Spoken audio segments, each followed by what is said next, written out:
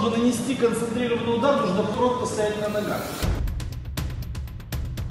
Он делает шаг, ты делаешь шаг.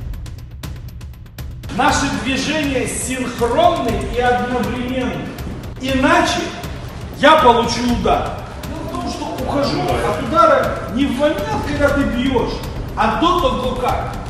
Ты уже разогнался и изменить кинетическую энергию не можешь. И в этот момент я ухожу в сторону.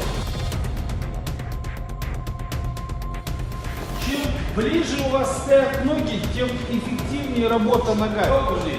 То есть я левую ногу заднюю от пола не отрываю, я не двигаюсь вперед. Я пытаюсь за счет длины выпада это как бы сделать. Нога стоит вот это на месте. Мы не прыгаем, не скачем.